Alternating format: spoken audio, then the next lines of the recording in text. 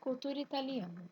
Faculdade Madre Thaís, disciplina Estética das Artes. Professora Carol Érica, data 30 de abril de 2020. Alunas Gabriela Nunes e Fernando de Góes. A cultura italiana tem bastante influência no mundo em diversos campos, seja na culinária ou até mesmo na arquitetura. Por isso, muitos hábitos italianos estão inseridos também em outras culturas.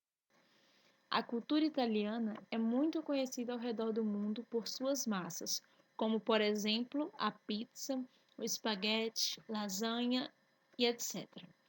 Também levam a fama de fabricarem os melhores vinhos. A comida para os italianos é a protagonista das reuniões familiares, que também são um grande hábito deles. Esses encontros em família são recorrentes e geralmente possuem bastantes integrantes. Podemos dizer que nós, brasileiros, temos esse costume por influência dos italianos. A Itália foi responsável por diversos estilos arquitetônicos, a começar pelo clássico romano, caracterizado por suas colunas de influência grega, abóbadas e arcos, influência etrusca. Eram construções maciças e rígidas, buscando a praticidade e a funcionalidade. Durante esse período surgiram construções que até hoje são aclamadas e grandes pontos turísticos, como o Coliseu, que encanta muita gente por sua história das grandes batalhas que comportava 50.000 pessoas e suas tecnologias avançadas para a época. O Panteão Romano também é marcante na arquitetura mundial. Ele servia para comportar todos os deuses romanos. Possui 16 colunas de granito e uma cúpula, sendo ela a maior já feita. Essa cúpula, à medida que sobe, os materiais utilizados para a construção ficam mais leves, porém em seu centro existe um buraco de 9 metros, fazendo passar os raios de sol para o salão. A arquitetura italiana é o berço de estilos arquitetônicos que influenciaram a Europa durante vários séculos. Foi lá que surgiu o movimento renascentista, que revolucionou a forma como os arquitetos criavam as obras, colocando suas ideias e estilo próprio.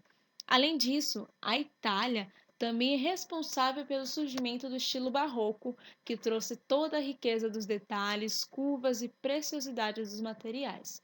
O período de renascimento aconteceu na Europa entre meados do século XIV e o fim do século XVI. Ele representou diversas mudanças no mundo, como a transição do feudalismo para o capitalismo, e impactou diversas áreas como as artes, a filosofia, a ciência e, claro, a arquitetura. Diferente da arquitetura medieval, onde as obras eram construídas principalmente para a proteção contra os inimigos, durante o Renascimento os arquitetos começaram a sua profissionalização de fato. Eles passaram a assumir um estilo pessoal, inspirado principalmente na arquitetura clássica. O Renascimento italiano deu o pontapé inicial para que o movimento se espalhasse pelo mundo.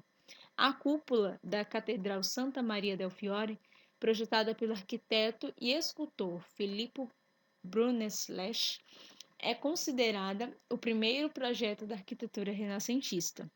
Isso porque ele teve o desafio de solucionar um problema referente a um vão que impedia a construção da cúpula. O fato de ter observado a situação, uma obra que já existia há séculos, e interferido naquela realidade buscando a solução, marcou a história da arquitetura. Características da arquitetura renascentista: é a preocupação com proporções, a visão humanista e racionalista, retomada dos modelos clássicos, o predomínio das linhas horizontais, a busca da perfeição e da beleza. O barroco italiano na arquitetura. A arquitetura barroca nasceu na Itália e teve forte presença nos séculos XVI e XVIII. Esse estilo foi predominantemente nas igrejas, que aumentaram seu número durante a Contra-Reforma, movimento de resposta à Reforma Protestante. Diferente do Renascimento, o barroco italiano não se preocupava muito com a simetria, e sim com a imponência mostrada por meios como características como o uso de meandros, materiais preciosos, colunas e elementos construtivos que priorizavam o efeito decorativo. O teto elevado dava a dimensão do infinito, e as janelas com bastante entrada de luz solar iluminavam as esculturas, dando maior realidade às peças. Tudo isso tinha o objetivo de despertar a emoção das pessoas e passar a sensação de grandeza, uma manifestação do poder da Igreja. O movimento começou em Roma e se expandiu pela Europa, aparecendo também em países como Portugal, França, Inglaterra, Alemanha, Espanha e Áustria. As obras arquitetônicas barrocas se preocupavam antes de tudo com o exagero. A simetria não era o principal objetivo deles. A Basílica de São Pedro marca a transição renascentista e barroca, contendo características de ambos os estilos. A Capela da Sistina e a Basílica de São Pedro. Alguns exemplos da arquitetura romana. Vemos a primeira imagem, um estilo marcante que é o estilo gótico. Na modernidade se destaca a Torre Velasca, primeiro arranha-céu do país, localizado em Milão. As casas modernas aderem ao estilo toscana, que tem característica as casas horizontais, como eu disse, com portas de madeira e paredes irregulares de pedras com um ar mais aconchegante. A minha chegada na Itália foi em Milão, a cidade que se transformou ali no século XIX com arquitetura modernista, e já é possível começar a ver essa arquitetura logo na estação de trem de Milão, que é muito bonita. Quando a gente pensa em passear e conhecer arquitetura em países, principalmente países católicos, o que vem na cabeça é conhecer as catedrais. E em Milão não é diferente. A Duomo de Milão vale muito a pena conhecer, uma catedral linda, uma das maiores catedrais góticas que tem na Itália, e toda a parte de fora é feita por mármore branco rosa, onde tem mais também de 2.300 estátuas nessa fachada. Então é realmente uma construção muito grande, diferente e bonita para conhecer. Mas poucos pensam em visitar um cemitério, e em Milão vale a pena, que o cemitério mais famoso da cidade, um dos mais bonitos do mundo, é uma parada que realmente vale a pena para os turistas, é o cemitério monumentário. O que chama mais atenção nesse cemitério é a construção principal, que foi construída pensando em ser uma igreja, mas acabou virando a sepultura para poucos. Você pensar numa construção daquele tamanho, sendo como um cemitério, é realmente algo bem diferente. E vale a pena andar pelo cemitério, se perder por lá para ver toda a construção que tem, que são realmente espaços, túmulos bem diferentes e coisas muito bonitas que foram sendo construídas. Esse cemitério que foi construído lá atrás para que todas as pessoas locais pudessem usar, hoje em dia é só para os ricos e famosos. Milão, diferente de várias outras cidades da Itália, tem também um lado moderno. Em 2012 foi inaugurada uma praça com vários prédios modernos ao redor, inclusive entre eles está o arranha-céu mais alto da Itália, e é um local bem diferenciado em termos de arquitetura. Outra construção que chama bastante atenção ali junto dessa área moderna é o Bosque Vertical, que são duas torres que têm mais de 2.000 espécies de plantas ao redor. Algo bem diferenciado e que tem tudo a ver com a questão sustentável que a gente está vivendo no momento. E também pensando nessa questão sustentável, junto dessa praça moderna ali, onde tem todos os prédios em volta, você tem uma área que tem uma cobertura, e essa cobertura é feita quase toda com placas solares. Então cria um efeito bem diferenciado e ao mesmo tempo está gerando energia. Como falar de Itália tem tudo a ver com falar de comida, tem que ter algumas dicas em relação a isso também. Então se você está em Milão, não deixa de provar o risoto milanês, que é muito bom, e lá eles têm um conceito de happy hour que também vale a pena conhecer. Você vai até o bar, pega um drink que seja, e tem drinks bem diferentes, bem gostosos, e pode comer à vontade. E outra cidade que eu pude ir é Verona, a terra de Romeu e Julieta, que apesar de não ser comprovado que houve de fato um Romeu e Julieta que viveu lá, A cidade inspira romance e tudo que você vê tem a ver com Romeu e Julieta.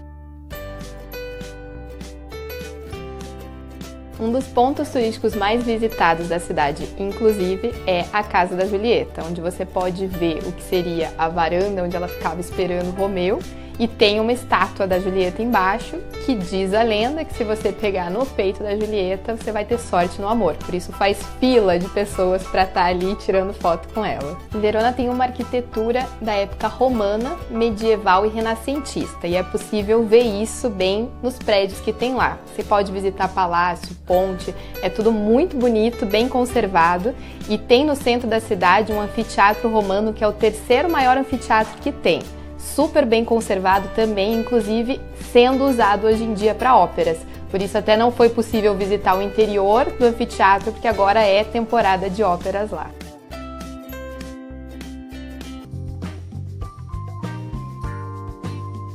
E a última cidade que eu vou falar um pouquinho aqui é Veneza, que eu acho que é aquela cidade que todo mundo deveria conhecer, provavelmente todo mundo tem muita vontade de conhecer, e foi por isso, inclusive, que eu fiz questão de colocar ela no meu roteiro de viagem. Ao conhecer Veneza, a gente fica bem intrigado para saber por que alguém resolveu começar uma cidade num lugar tão complicado para se construir. E a história é lá do tempo que acabou o Império Romano e os bárbaros invadiram. E eles precisaram ter um lugar realmente para se esconder, e por isso foram para um lugar onde não tinha nada, que eram as ilhas, aonde foi depois construído Veneza. A posição estratégica que Veneza acabou ficando situada ajudou muito para que crescesse, principalmente pelo uso de navios para fim comercial e também fins militares. Mas ela foi crescendo tanto que não tinha mais para onde crescer nas pequenas ilhas que compunham Veneza. Então eles tiveram que aterrar. Grande parte do que tem construído hoje lá está em cima de aterro e não de terra firme. E mesmo assim você tem muitos canais cruzando toda a cidade. E também, consequentemente, muitas pontes para poder fazer a ligação disso tudo. As pontes, então, têm uma importância muito grande para a cidade e arquitetonicamente falando também. Uma das pontes mais importantes da cidade é a Ponte do Rialto, que inclusive já caiu, já pegou fogo, e hoje em dia tem uma ponte de pedra que está bem estável lá, que faz o que tinha antigamente, que tem também junto com a ponte o comércio. Lá atrás tinha isso para que pudesse ser cobrado imposto para passar de um lado para o outro. Hoje em dia ela é meramente turística mesmo, e tem realmente muito turista. Você quase não consegue andar na ponte porque é o lugar onde todas as pessoas que vão para Veneza querem ir conhecer. E a ponte mais recente que tem em Veneza, que foi inaugurada em 2008, é a Ponte do Calatrava, um arquiteto espanhol que fez essa ponte, mas que desde o começo já deu muito o que falar. Que essa ponte ela é bem diferente de tudo que tem em Veneza, ela é bem moderna, feita inclusive com degraus de vidro, então é uma coisa que vai totalmente contra o restante da arquitetura. Que não teria um problema por si só, porque daí é uma questão um pouco de gosto, de querer ir o que já tem, fazer uma coisa diferente ou não. Porém, não foi muito bem pensada essa ponte.